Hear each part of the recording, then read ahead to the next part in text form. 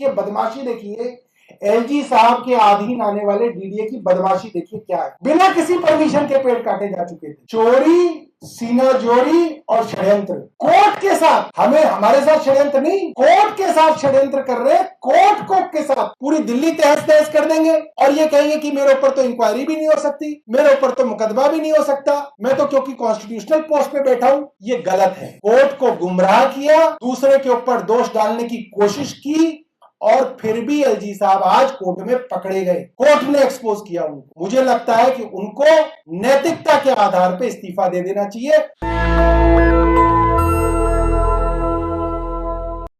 इस बार गर्मियों में दिल्ली का तापमान 52.9 डिग्री तक गया है।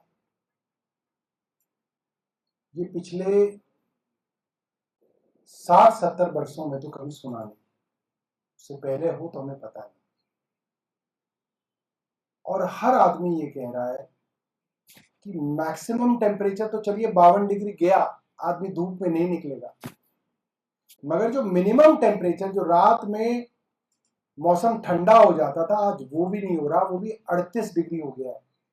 यानी कि रात को भी मौसम ठंडा नहीं है, क्योंकि जो पूरा का पूरा हमारा जो कंक्रीट स्ट्रक्चर है इतनी गर्मी ऑब्जर्व कर लेता है कि रात को भी इसको रेडिएट करता है। और सब लोग कह रहे हैं इसका एक कारण है, वो है क्लाइमेट चेंज, मौसम में बदलाव।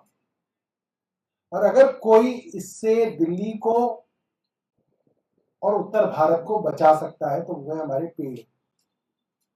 पेड़ बहुत जरूरी है। दिल्ली के अंदर तो छोटे छोटे स्कूल के बच्चों को कस्में दिलाई जा रही है कि पेड़ों को बचाना है और नए पेड़ लगाने हैं। बहुत प्रयास करने के बाद भी, लाखों पौधे लगाने के बाद भी कुछ हजार पेड़ मैं समझता हूं वो पनप पाते होंगे, जो पूरे फुल ग्रोन पेड़ बनते होंगे। ऐसे में दिल्ली के अंदर अगर थोड़ी बहुत हरियाली बची है तो उसका एकमात्र कारण है हमारे कोर्ट्स, खास तौर पे भी सुप्रीम कोर्ट। एक ऐसा मामला आज सुप्रीम कोर्ट के सामने आया, जो मई में भी आया था, उसकी पहली तारीख थी, जिससे दिल्ली में रहने वाले लोग शॉक में हैं कि क्या यह संभव है दिल्ली के अंदर।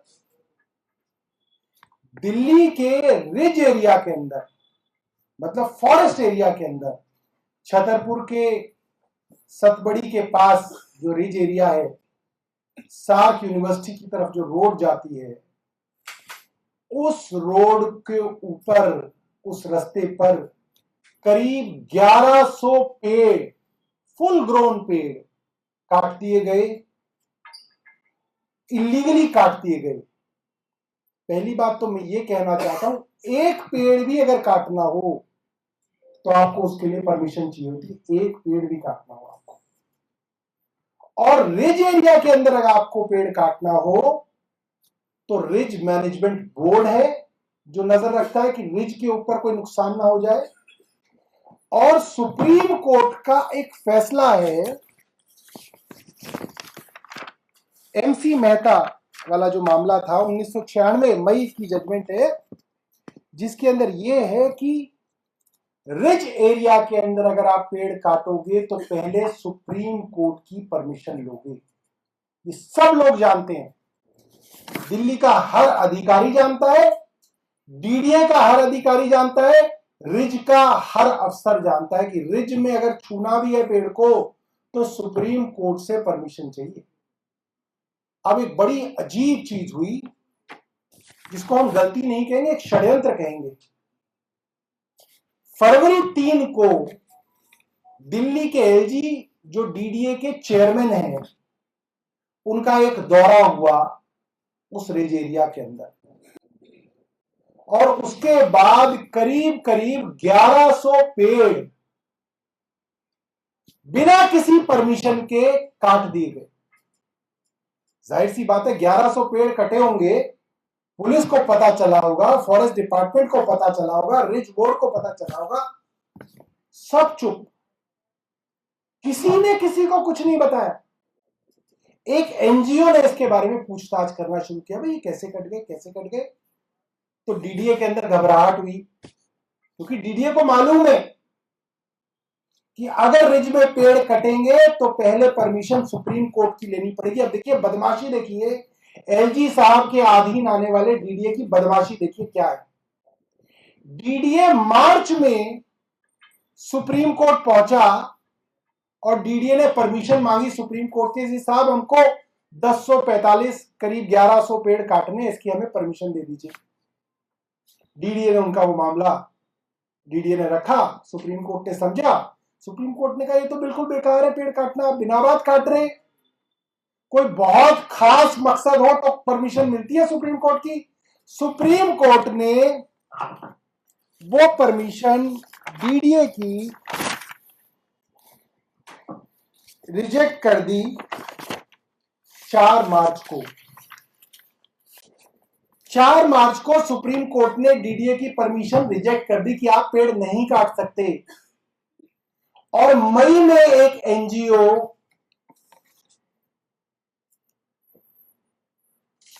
नाम बताना जरूरी है दोस्तों, क्योंकि ऐसे लोगों का नाम आना चाहिए जिन्होंने दिल्ली के लिए कितना बड़ा काम किया।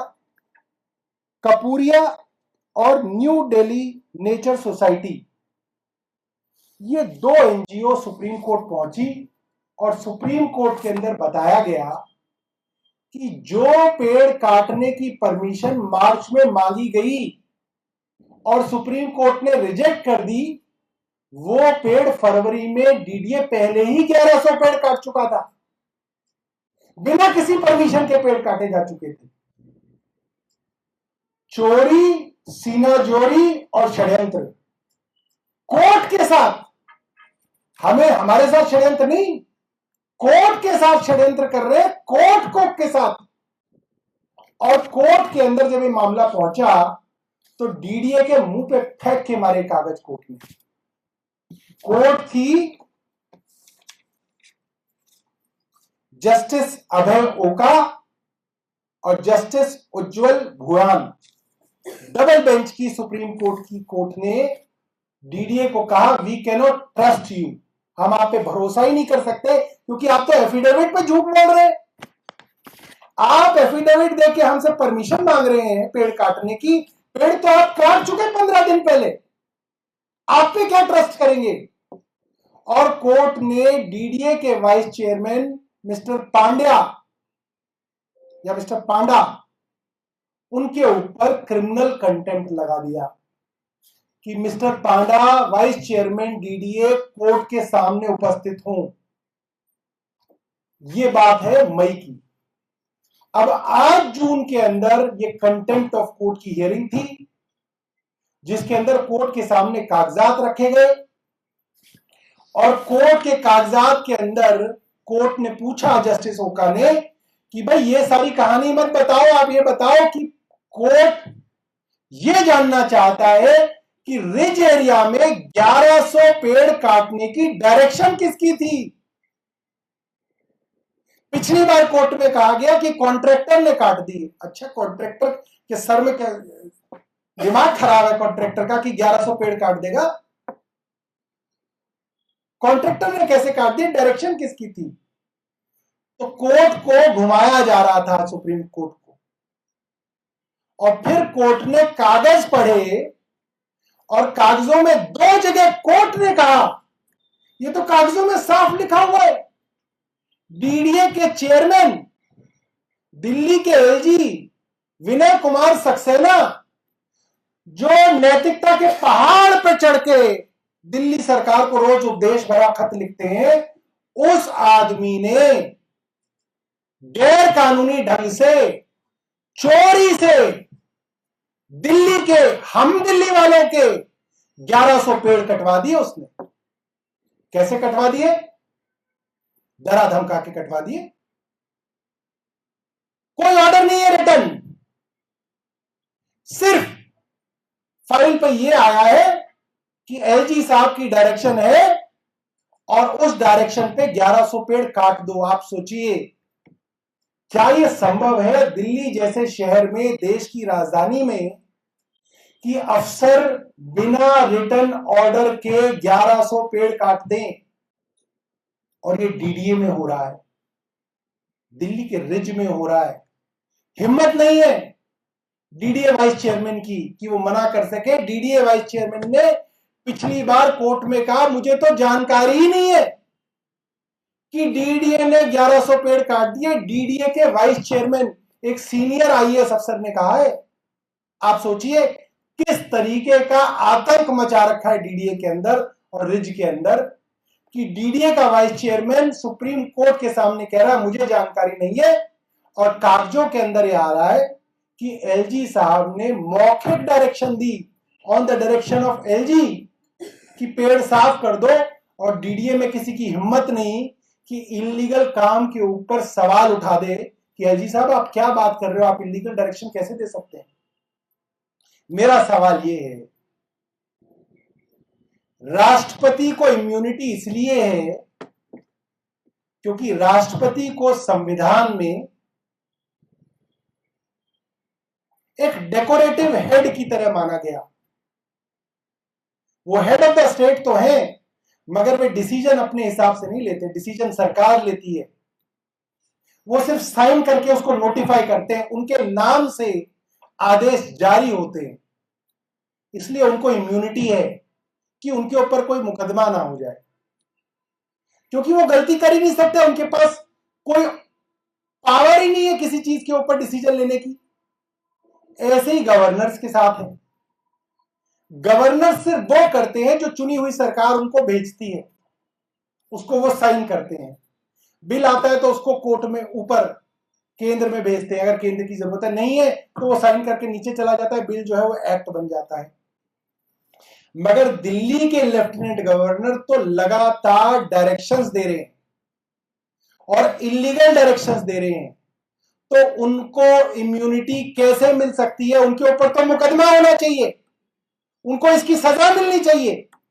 क्या यह संभव है कि कोई आदमी 1100 पेड़ दिल्ली के अंदर कटवा दे और उसको सजा ही ना मिले इस चीज की? वो ये कह सके कि क्योंकि साहब मैं एलजी हूं मेरे को इम्यूनिटी है। नहीं है एलजी को इम्यूनिटी इन कामों के लिए।